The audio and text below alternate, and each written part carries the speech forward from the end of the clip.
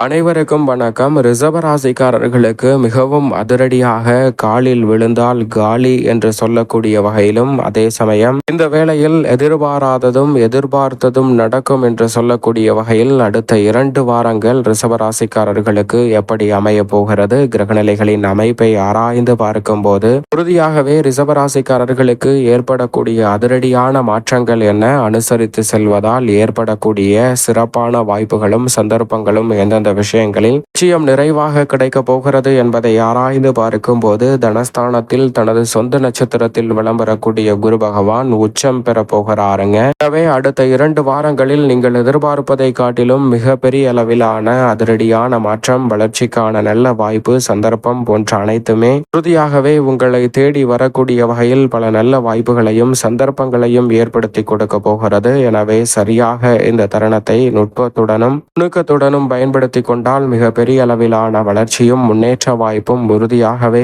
உங்களை தேடி வரும் என்பதில் சந்தேகமே இல்லை. அதோடு மட்டுமல்லாது இந்த தருணத்தில் காலில் விழுந்தால் காலி என்று சொல்லக்கூடிய வகையில் சில நிகழ்வுகள் அமைவதற்கான சாத்தியக்கூறுகள் உண்டு. எனவே அனுசரித்து செல்வது மிகவும் சிறப்பான ஒன்றாக நிச்சயமாக பார்க்கப்படுகிறது. அதே வேளையில் எதிர்பார்த்ததும் எதிர்பாராததும் நடக்கும் தருணமாக இருப்பதால் கூடுதல் கவனம் தேவை. உதாரணமாக ஒரு 2 உடன் பிறந்தவர்கள் இருக்கிறார்கள். அந்த 2 உடன் பிறந்தவர்களும் தங்களுக்குள் ஒரு மிகப்பெரிய சண்டையை இட்டுக் கொள்கிறார்கள். அது என்ன பிரச்சனை, என்ன சண்டை என்று பார்த்தால், பூர்வீக சொத்துக்களை உடன் பிறந்த அண்ணனும் தம்பியும் அடைவதற்காக அவர்களுக்குள் நீண்ட நாட்களாகவே சண்டை நடந்து கொண்டிருக்கிறது. அந்த பூர்வீக சொத்தை யார் பிடிக்க வேண்டும் என்பதுதான் அவர்களுக்குள் இருக்கக்கூடிய பிரச்சனை. இப்படி இந்த பூர்வீக சொத்துக்களுக்காக பிரச்சனை செய்து கொண்டிருக்கும் போது அண்ணனும் தம்பியும் ஒரு சமரசமான முடிவுக்கு வரலை. பாதியாக எடுத்துக்கொள்ளலாம் என்ற முடிவுக்கும் வரமாட்டேங்கிறார்கள். முழுமையாக உனக்குதான் சொந்தம், உனக்குதான் சொந்தம் என்று சண்டையிட்டு கொண்டிருக்கிறார்கள். இப்படி அண்ணனும் தம்பியும் சண்டையிட்டு கொண்டிருக்கும் போது தம்பி கோபத்தில் அண்ணனை தாக்கி விடுகிறார். உடனே அண்ணன் அந்த கோபத்தை வெளிக்கொணர்வதற்காக இந்த சொத்தை எப்படியாவது பிடித்து விட வேண்டும் என்று நினைக்கிறார். அப்போது இந்த அண்ணன் தம்பியை அனுசரித்து செல்லாமல் மற்றவர்களுக்கு வாய்ப்பை கொடுக்கிறார். வெளியிலிருந்து ஒரு 3ஆம் நபர் இவர்களின் பிரச்சனையை தீர்ப்பது போன்று வந்து அண்ணனுக்கு உதவி செய்கிறார். உன் பக்கம்தான் நியாயம், செய்ததுதான் சரி, உனக்கு நான் உதவி செய்து சொத்துக்கள் அனைத்தையும் உனக்கு மீட்டு தருகிறேன் என்று அவருக்கு உதவுவது போல் நடிக்கிறார்கள். உண்மையில் அவர்களுடைய சுயரூபம் எப்போது தெரிய வருகிறது என்றால், அந்த சொத்துக்களை மீட்டதற்கு பிறகு அண்ணனுக்கும் கிடைக்காமல் தம்பிக்கும் கிடைக்காமல் 3ஆவதாக வந்த இந்த நபர் அப்படியே லாபகமாக கவி கொண்டு சென்று விடுகிறார். அண்ணனுக்கும் கிடைக்கவில்லை, தம்பிக்கும் கிடைக்கவில்லை. இந்த வேளையில் எதிர்பாராததும் எதிர்பார்த்ததும் நடக்கும் என்று சொல்லக்கூடிய வகையில் எதிர்பாராமல் மற்றவர்கள் உங்களுக்கு பிரச்சனைக்கு உதவுவது போல் வரக்கூடிய தருணத்தில் சற்று கவனத்துடன் இருப்பது நல்லது. அவர்கள் நமக்கு நன்மை செய்கிறார்கள் என்று அவர்களது காலில் விழுந்தால் உறுதியாக நீங்கள் காலி என்று சொல்லக்கூடிய வகையில்தான் இந்த தருணம் அமைய போகிறது. எனவே சரியாக இந்த தருணத்தில் சற்று அனுசரித்து நிதானத்துடனும் பொறுமையுடனும் செயல்பட்டால் பல சிறப்பான வாய்ப்புகள் உறுதியாகவே ரிஷபராசிக்காரர்கள் ஆகிய உங்களை தேடி நிச்சயமாக வரும் என்பதில் சந்தேகமே இல்லை. ஏனென்றால் தனஸ்தானமாகிய 2ஆம் இடத்தில் அதிசாரமாக தான் உச்சம் பெற்று செல்கிறார் குரு பகவான். எனவே தைரியஸ்தானமாகிய 3ஆம் இடத்தில் அவர் உச்சம் பெறக்கூடிய இந்த வேளையில் தைரியமும் துணிச்சலும் தன்னம்பிக்கையும் அதிகரிப்பதோடு பல்வேறு வகையான காரியங்களை நுணுக்கமாகவும் நுட்பமாகவும் செய்து முடிக்கக்கூடிய சந்தர்ப்பத்தை ஏற்படுத்தி கொடுக்க போகிறாருங்க ரிஷபராசிக்காரர்களுக்கு. எனவே இந்த தருணத்தை சரியாக பயன்படுத்தி கொள்ளுங்கள். ஏனென்றால் எதிர்பாராததும் எதிர்பார்த்ததும் நடக்கும் என்று சொல்லக்கூடிய வகையில் கணிக்க முடியாத அளவிற்கு தடுமாற்றங்களை சந்திப்பதற்கான சூழலும், அதே சமயம் எதிர்பார்க்கக்கூடிய நல்ல நிகழ்வுகளும் நடப்பதற்கான வாய்ப்பும் சந்தர்ப்பமும் உண்டு. எனவே சரியாக இந்த தருணத்தை பயன்படுத்தி கொள்ளுங்கள். மிக சிறப்பான வளர்ச்சியும் முன்னேற்ற வாய்ப்பும் உறுதியாகவே உங்களை தேடி வருவதற்கான சந்தர்ப்பத்தை குரு பகவான் உச்சம் பெறுவதால் ஏற்படுத்தி கொடுக்க போகிறாருங்க. குரு பகவான் உச்சம் பெற்று விதமான மாற்றத்தை ஏற்படுத்தி கொடுக்கக்கூடிய வகையில் தைரியஸ்தானமாகிய 3இல் வலுவாக அமர்கிறார். ஏற்கனவே தனது சொந்த நட்சத்திரத்தில் வலம் வந்த குரு பகவான் தனது உச்ச வீடாக இருக்கக்கூடிய 3ஆம் இடத்திற்கு நகர்ந்து அதே சொந்த நட்சத்திரத்தில் புனர்பூசத்தில் உச்சம் பெறுகிறார். எனவே நீங்கள் எதிர்பார்ப்பதை காட்டிலும் மிகப்பெரிய அளவிலான அதிரடியான வளர்ச்சியும் முன்னேற்றமும் இந்த தருணத்தில் உண்டு. சின்ன சின்ன தடைகள் இருந்தாலும் அவற்றை தவிடுபடியாக்கி ரிஷபராசிக்காரர்கள் வளர்ச்சி நிறைந்தவையாக மாற்றிக்கொள்ளலாம். உறுதியாகவே இந்த வேளையில் பல்வேறு வகையான பிரச்சனைகள், சிரமங்கள் என எதுவாக இருந்தாலும் அவை சரியான தீர்வை நோக்கி நகரக்கூடிய சந்தர்ப்பமும் நல்ல முன்னேற்ற வாய்ப்புகள் நிறைவாக கிடைக்கும் தருணமாகவும் அமைய போகிறது. எனவே சரியாக பயன்படுத்திக் கொள்ளுங்கள். அதோடு மட்டுமல்லாது இந்த வேளையில் எந்த ஒரு காரியத்தை கையில் எடுத்தாலும் அதை கனகச்சிதமாக செய்து முடிக்கக்கூடிய வாய்ப்பை, சந்தர்ப்பத்தை லாபஸ்தானத்தில் வலுவாக வீற்றிருக்கக்கூடிய சனி பகவான் உறுதிப்படுத்தி கொடுக்கிறாருங்க.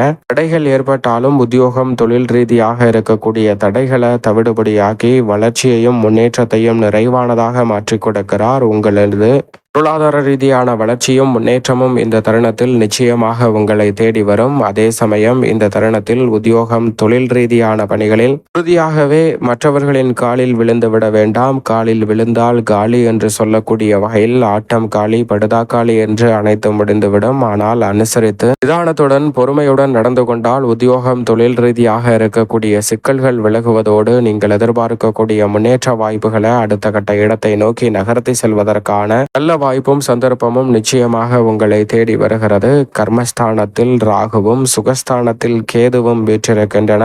ராசியின் அதிபதியான சுக்கிரனுக்கு நட்பு கிரகமாக இருக்கக்கூடிய ராகு மற்றும் கேதுவின் அமைப்பை பொறுத்தவரைக்கும் சுகஸ்தானத்தில் ராகு இருப்பதால், ராசியின் அதிபதியுடன் இணைந்திருப்பதால் பெரிய அளவில் சிரமம் இல்லை என்றாலும் கூட அலைச்சல், சிரமம் இந்த தருணத்தில் உண்டாகலாம். வீண் விரய செலவுகள் ஏற்படலாம். எனவே எதிலும் கவனத்துடனும் விழிப்புணர்வுடனும் செயல்படுவது நல்லது. அடுத்தவர்களை அனுசரித்து செல்வதால் இந்த தருணத்தில் பல காரியங்களை வெற்றிகரமாக செய்து முடிக்க முடியும். எதையும் அதிகார தோரணையில் செய்வதை விட மற்றவர்களை அரவணைத்து அனுசரித்து செல்வதன் மூலமாக நிறைந்த நன்மைகளை பெறுவதற்கான வாய்ப்பும் சந்தர்ப்பமும் உறுதியாகவே உங்களை தேடி வரும். தடைபட்ட காரியங்கள் மிக சிறப்பாக கைகூடுவதற்கான சந்தர்ப்பம் இந்த வேளையில் கிடைக்கும். எனவே சரியாக பயன்படுத்திக் கொள்ளுங்கள். உறவுகள் மற்றும் நண்பர்களின் ஒத்துழைப்பு மிக பெரிய அளவில் கை கொடுக்கக்கூடிய சந்தர்ப்பத்தை உறுதியாகவே ஏற்படுத்தி கொடுக்கும். எனவே சரியாக இந்த தருணத்தை பயன்படுத்திக் கொள்ளுங்கள். அதோடு மட்டுமல்லாது இந்த வேளையில் மிக வலுவாக சுக்கிரன் சுகஸ்தானத்தில் வலம் வந்து கொண்டிருக்கிறார். பூர்வ ஸ்தானத்தில் நீச்சமும் பெறப்போகிறார். எனவே இந்த வேளையில் அரசியல் மற்றும் கலைத்துறையில் அதிக கவனம் தேவை.